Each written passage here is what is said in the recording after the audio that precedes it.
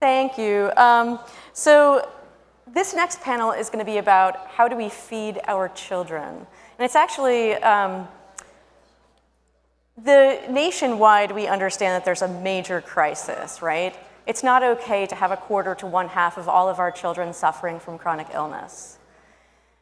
One of the most impactful interventions we have are school lunches. In the National School Lunch Program, we feed 30 million school children every single day. 5 days a week, that's 150 million meals to school children. As such, it's an area where we can have a lot of impact. But currently, we have a system that doesn't allow us to offer nutrient-dense, American-produced food to children in the United States of America. So I want to introduce to you the panelists today who are going to be talking about a national strategy for changing that. And we are very close to actually being able to make that happen, thanks to the responsiveness of this administration and Secretary Kennedy in specific, and Secretary Rollins. This year we have a unique opportunity to actually change the dietary guidelines, which, as Nina will discuss, is one of the key strategies to be able to change school lunches across the country. So Nina Teicholz is the executive director of the Nutrition Coalition. She is also, I think, one of the leading experts in the United States of America on dietary guidelines. She's a New York Times bestselling author of the book, The Big Fat Surprise. Welcome, Nina. Thank you. Hillary Boynton is the executive director and founder of School of Lunch, and probably one of my favorite lunch ladies in the country, who tries to bring, and actually successfully brings, joy back into both the cooking, preparing, procuring, and training other people how to cook beautiful, delicious meals. And if you ever want to have like a really positive moment and a treat, just go on her Instagram feed for School of Lunch and watch Hillary cooking food and dancing. It's amazing, and very happy children. It is possible. Deirdre Goldfarb is our legal counsel at both the American Values Super PAC and the MAHA Institute, and she has been in the weeds deeply on the systems that are complicating reform within school lunches. And Leslie Manookian, probably needs no introduction, is both the executive director and founder of Health Freedom Defense Fund, and President, and passed the model state legislation for health freedom in the United States of America recently in Idaho. And it's also, actual real hero, and is also a board member of the Weston Price Foundation. And if many of you don't know, the Weston Price Foundation is one of the lead organizations in the country in connecting families and farmers around what is good food for growing a family in the United States of America. So welcome, everyone. I guess we'll start with Nina. Nina, can you talk to us a little bit about the dietary guidelines? Yes. I've been in this field for 20 years now, writing about nutrition and health. When I started, I'm from Berkeley, California. I was a vegetarian. At the end of my first 10 years of research and writing and interviewing hundreds of nutrition scientists all over the world, I published a book with a piece of roast beef pictured on the cover. So I've had quite a transformation. And it's a thrilling moment. I'm delighted to be here. Thank you for letting me be on stage. We have an administration now who is committed to reversing chronic disease in children, preventing and reversing chronic disease in children. And I will say that goal is not possible without changing the school meal program. You cannot do it. So how many of you know, raise your hand if you know what the food pyramid is. Okay, how many of you follow the food pyramid and think it will prevent disease? Very good. My work is done in this room. So there's, public school children get half of their calories a day from school meals if they have the breakfast and the lunch. And let me just tell you a couple things about what's in those meals. But I would say just the broad scope is we are setting children up with these meals for food addiction, addiction to sugar particularly. We are ruining their metabolic health, which not only does not prevent disease, but sets them up for a lifetime of disease. And when you heard that panel on here earlier talk about how hard it is to reverse disease once you've got it, you have to go on a pretty dramatic therapeutic carbohydrate reduction diet. Some people think that's too extreme. It is extreme, and that's because by the time you're adult and your metabolism is broken, you don't have a lot of choices. What we must do is stop this disease in its tracks for our children so they do not get sick to begin with. So let me tell you how we are currently feeding our children. So there is no limit to the amount of sugar that you can give kids in the school lunch program. So none. There is, in the dietary guidelines, school lunch programs largely follow the guidelines, but not entirely. One of the exceptions is the dietary guidelines is a 10% cap on calories for sugar. The school lunch program has none. So here's one thing you can, a couple of statistics. This is from the USDA itself. 92% of meals in the school breakfast program exceed the amount of added sugars, such as the 10% limit. 92% of breakfast, 69% of lunch meals exceed that. And where they get most of that sugar is from the chocolate and strawberry milks that they're drinking. This is why it's so important to get whole milk back in school, because whole milk is, yes, whole milk. It seems like such a small thing, but it's huge. Whole milk provides more satiety, it fills you up, it tastes better. Kids who are exposed to whole milk, which is like, it's illicit on a school. You can't even give it away in a school. Like school lunch ladies who tried to give it away, they were told to like go down the street to that parking lot over there. So it tastes better, and kids who have that choice will choose it over chocolate or strawberry milk. But without that choice, you've got basically watered down, terrible tasting, non-fat 1% milk. Of course, they're going to go for the high sugar version, which actually has a little taste to it. So most of the sugars are coming in those milks, which we have to get out, or at least provide the whole milk option. Then protein. I don't know, everybody knows we need an adequate amount of protein to build muscles, but protein is also essential for your immune health, for not getting sick, not getting viruses. Like your actual immune function system health depends on getting enough protein. Currently, our dietary guidelines requires an amount of protein that is the absolute bare minimum. Like if you were feeding starving African children and would say we can only afford enough to keep them alive, that's our standard in this country. We need to roughly double that for optimal health. People who eat more protein, they're healthier, they maintain their weight more easily or can lose weight more easily. So we need to increase the amount of protein. In the last 20 years, the dietary guidelines has even further reduced the amount of protein that they require. So we are underfeeding protein. We've allowed for lots of non-complete proteins to take the place of complete proteins, and just so you know what that means, replacing meat, cheese, dairy, other dairy with beans, peas, legumes. Those are fine, but they're not complete proteins. You have to mix them together like beans and rice at the same meal in order to get a complete protein, and then that comes along with a whopping amount of starch, which, just so you do not be disabused, any starch is just like sugar molecules holding hands the moment that you eat it. So those, and I just two other things, 6 servings of grains a day, of which 3 are required to be refined grains in the school lunch program. And then, of course, seed oils.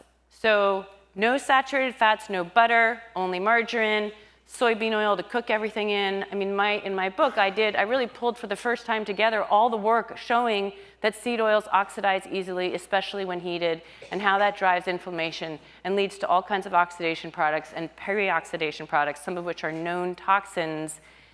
We are feeding all of that to our kids. So we must change this school lunch program in order to prevent and reverse disease in our country. And that is my great hope for this movement, that we can do that. Thank you. Is that too long? So I'm going to ask. Do you want me to just? Yeah, or I just wanted to ask Nina one question. Nina, where are the dietary guidelines right now? Where do we hope they go? Well, really we need to take that whole pyramid and just flip it upside down. Yeah.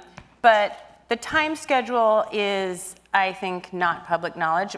What Secretary Kennedy has said is that he wants to get the guidelines out this summer. And I know that he wants to have that be a very simple document. In the past, it's just this huge, long, impossible document with all kinds of crazy things like, drink water, it's a nutrient-dense drink. So I think it's going to be short, like 4 or 5 pages, and I think it'll be out this summer. Yes, that's great. Hillary, do you want to tell us about your program and all the magic you're working there and why it's possible? Okay, well, first of all, I'm so grateful to be here, so thank you for shining the light on our work. I love hearing words like optimism and joy and metabolic health and seeing the next generation coming up and speaking up and seeing how they can reverse their chronic diseases with food alone, pretty much. So it really is something, there is something about joy. I say we're joyfully disrupting the trend of chronic illness in this next generation of kids. And I added joyfully a couple of years ago because I feel like if we don't make it joyful, nobody wants to do it, right? Nobody wants to step in their kitchens and cook and feed the children and feed the millions of children every single day. It is work, but it is the most beautiful, rewarding job. And I never in my wildest dreams thought that I would be a lunch lady in my kids' school.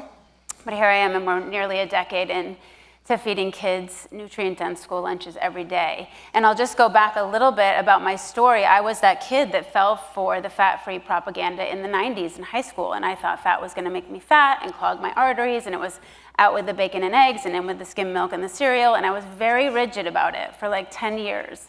And it really destroyed my health. I ended up with infertility, and 3 years of infertility, and I was an athlete in college, so just burning my body to the brink. It was high carbo loading. And anyway, so then after college, ended up getting pregnant, miscarrying, 3 years of infertility.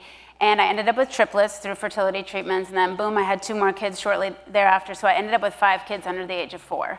So I was extremely stressed out and in this survival mode constantly. So we talk about not living in fight or flight. My life was fight or flight. And it probably still is to some degree. The triplets are 21 now. But it was really my 4th baby that was my impetus to change. He was covered head to toe in eczema. And I didn't know what to do. And I was exhausted. And I was pinning him to my body every night for 2 hours and trying to keep him satisfied. And the doctor was like, oh, he'll probably have asthma, eczema, and allergies. They just run hand in hand. He might outgrow it, he might not. Here, try the steroid cream and Zyrtec twice a day. And I really didn't want to do that. There was something in my mama bear intuition that didn't want to do that. But finally, this pediatrician said, you have got to put your child on these steroid creams and Zyrtec because he's suffering. And I did, and he slept through the night. And I was like, oh, life is good. And all of a sudden, I realized that if I didn't put the steroid cream on, that his eczema would flare. It was like a Band-Aid. It wasn't getting to the root cause. And ironically, I had started to try and change the school lunches in Massachusetts in my kids' public school. And the woman that was helping me was a Weston Price board member, or not a board member, but a chapter leader. And I had never heard of the Weston A. Price Foundation. Leslie will talk more about that, but that literally changed my life from that moment on when she said, put your baby on. I told her about my eczema baby. She said, put him on raw milk. I'm like, what the heck is raw milk? I've been drinking my fat-free skim milk over here. I put him on raw milk and cod liver oil, and this is what worked for us. He was completely healed. So my eyes were opened. I was like, wow, real food just healed my baby, when every doctor said, he probably struggled with all these illnesses. So I did a deep dive. We not only had the eczema baby, but kids with head tics, epilepsy, obviously my infertility.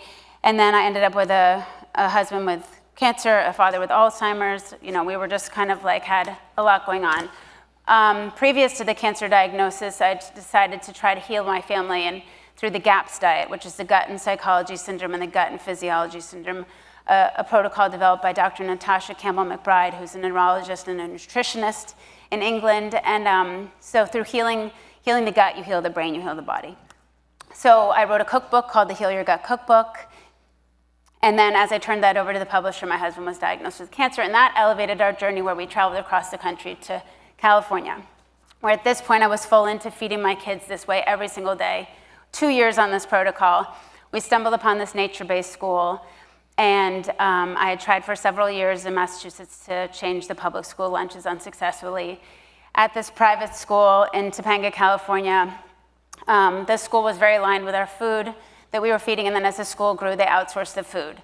So I decided to step in as the snack coordinator and then quickly outshined the lunch program and became the lunch lady. And I was like, I got my foot in the door, I'm just gonna show what's possible. So we're now, like I said, nearly a decade in, and it's remarkable to see the change in not just the children, but the families, the community, the staff, the nation in a way. It is a movement that's happening where people just see that this is what we all desire, right? To be eating locally, seasonally, nutrient-dense foods, sitting down with our community, with our children, normalizing this way of just living and eating and thriving out in nature, talking to each other, communicating, laughing. And so, we have these kids' stomachs for 6 hours a day. We feed them a nutrient-dense snack and lunch, and that's about 30% of their meals. So that opportunity to change the trajectory of their health and to set them up with a lifetime of healthy habits is so profound and huge. I know there's not a lot of time left. So anyway, I'll just give one example. There was one kid the first year of school who said, unprompted, he said, I used to feel like this all day long, and now I just feel like this. And I thought, that's our 30-second commercial right now. All right, that's it. That's all I need to hear. And that was almost 10 years ago. So we're feeding kids the way we are feeding kids are aligned with the science, with what Nina is talking about. And I know with every ounce of my body that this works, and this is the model to feed the nation. So we're working very hard with Deirdre and Nina to hopefully bring our small little model that has been so successful in California to the public school system. And I do believe with innovation and creativity, it is possible, and it's possible quickly, especially with the dietary guidelines changing. Then it's just like, oh, let's go. So we also run a training academy. I just want to shout that out very quickly because we train leaders across the nation, across the world, who want to learn about our systems and our values and how to live and eat and thrive free of disease and prevent. Prevention is everything, right? Without a healthy next generation of kids, what do we have? So our training academy, you can check it out at schooloflunch.com, but it's a 5-night intensive where we promise to transform your life. And we've had several schools come and send chefs to our training academy who are now implementing our program in their schools across the country. So thank you so much. I'll pass it on to Leslie. Yep. Hi, everyone. As she mentioned, I'm legal counsel for MAHA Institute, but I've also been working with Hillary. I met her a year ago at Nicole Shanahan's announcement, and we connected immediately. I have a 21-year-old son who is allergic to 120 things. He can't eat most foods. He couldn't join the Navy, which was his dream, because he had anaphylaxis written all over his medical records, and that you cannot join any government, pretty much any government military at all if you have ever had anaphylaxis. And he's thinking about moving to Europe because he can't eat food in the United States, which is tragic. So that's where my personal passion comes from. I have been studying how do you take the nutrient-dense ancestral diet that Hillary's been teaching and cooking for 10 years into our public school system, and there's a lot of problems. So even if we have new dietary guidelines, which would be a godsend, we have a lot to do to fix the system. I'll give you one very simple example so Leslie can have a chance to speak, which is that right now for every school that wants to get their reimbursement from the National School Lunch Program through the FNS computer system, it is actually created to not allow any of these foods in the system itself. You can't put raw milk into the system. If you put a fresh strawberry into the, actually I'm gonna give my kid at school a fresh strawberry, the system will throw you out and you get a big red flag, and the school's not gonna get its reimbursements because every single ingredient has to pass the green light, and the green light is the old dietary guidelines that are absolutely archaic, and we need to go back to pre-1965 diets. The other thing, a whole chicken, you cannot put whole chickens into the system. So we are actually currently working with a company that is retrofitting the FNS computer software that is gonna need to be deployed nationwide when the dietary guidelines change. And we're not gonna wait for the guidelines to change, and we're not gonna wait for the 2 to 3 to 5 years that it's gonna take to retrofit the country. We are hoping to have this in a or many schools by January of 2026.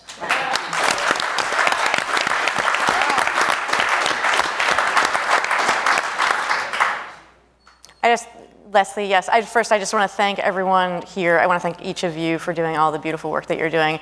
It really does take devotion to actually change something like school lunches, but you can see that the impact is going to be massive.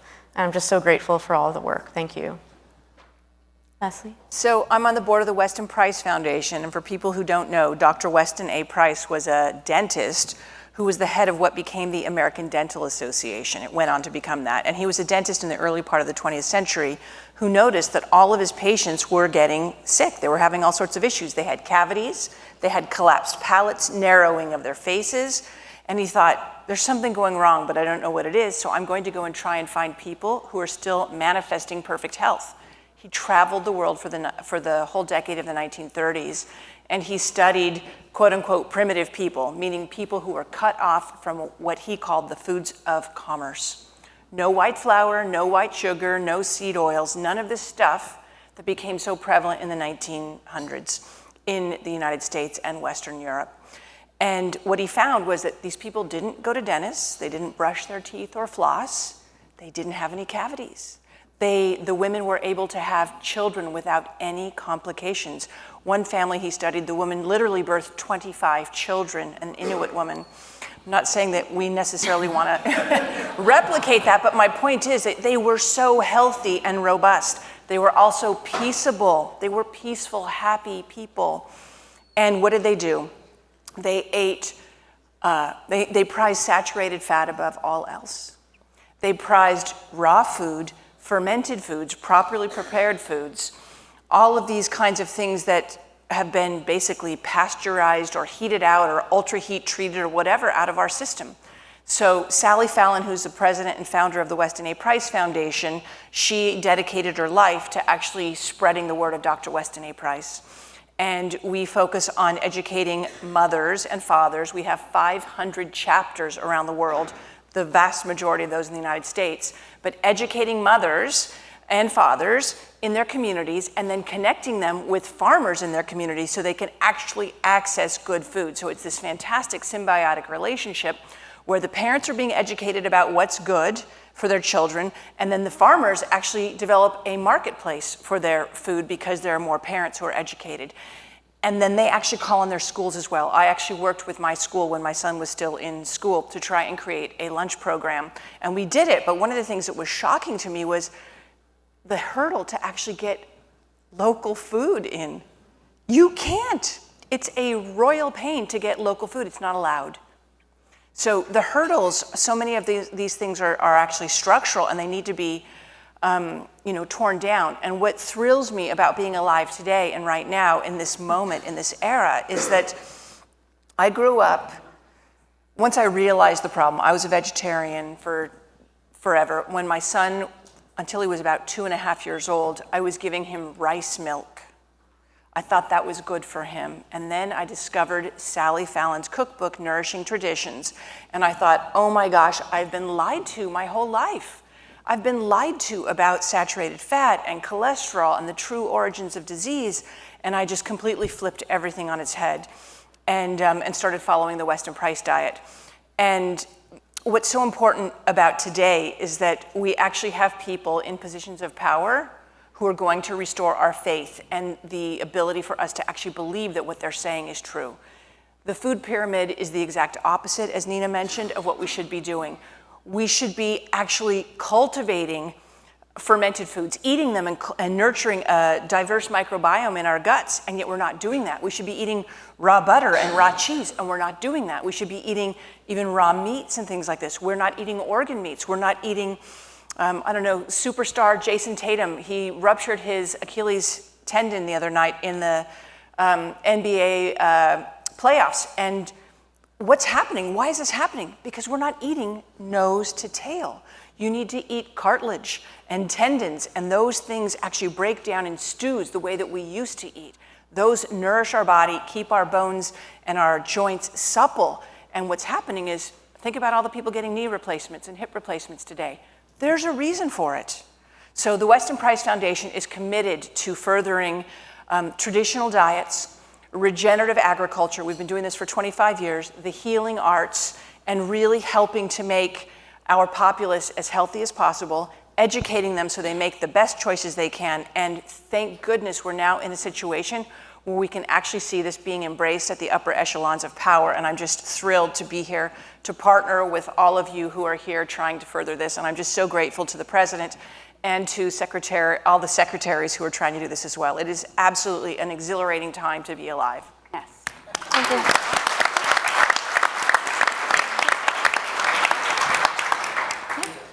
Thanks. Sorry? Okay, yeah, I mean, I think, I'm not sure how to wrap. It's just, I think everyone just spoke for themselves with a lot of clarity about the path forward for ensuring that as mothers and fathers and families that we can actually nourish our children in the way that they deserve to be nourished. I actually credit Sally Fallon with saving my life. If it weren't for Sally Fallon and the Weston Price Foundation and me reading the Nourishing Traditions cookbook, I wouldn't have probably birthed my children at home and had them with gorgeous faces and absolutely beautiful health. And I'm so grateful for her work, actually, and I feel like if we can, it's really hard to kind of get the word out there, everyone, but if we can, those of us who are thought leaders, those of us who do know how transformative this is, if we can make the changes for the benefit of the rest of the country, it's a moral imperative for us to do so. Let me just say, we have 500 chapters. Go to westonaprice.org and then look up the chapter and see if there's one in your community, and if not, you can start one. This is a fantastic way to MAHA. It's a great way to engage with your community, to educate people in your community, to connect with your farmers. I mean, it's really the fabric of what we're trying to achieve here, and this organization has been around for 25 years already doing this, laying the foundation, so it's not something you have to totally reinvent. Say one last thing. Yeah, of course. I just wanted to say that we source 80 to 85% of our food for the school locally. And so that importance of developing relationships with your local food systems is so huge. We say it's a bottom-up approach where we get to these little kids, age 5, and they're eating these foods. I say to the parents, give me 2 weeks with your kids, and they'll have the light bulbs go off. And they go home, and they're like, Mom, can you make sourdough bread like Miss Hillary? Or can you make fermented ginger cares? And the parents are like, wow, what's happening at this school? And then we invite the parents into the school once a month for parents at lunch. And we invite the farmers into the school to introduce the parents and the community to their local food systems. And relationships are started. So I'm super excited to hear the farmers out here who have the plan to empower the younger generations to step into farming as well. And then the connections with schools is a massive opportunity to create lasting relationships. That reciprocal relationship between farmer and school direct is so massive. So I'm just super excited and wanted to point out that, support your local food systems, because if we don't have our small farmers, then we're beholden to the others. So, thanks.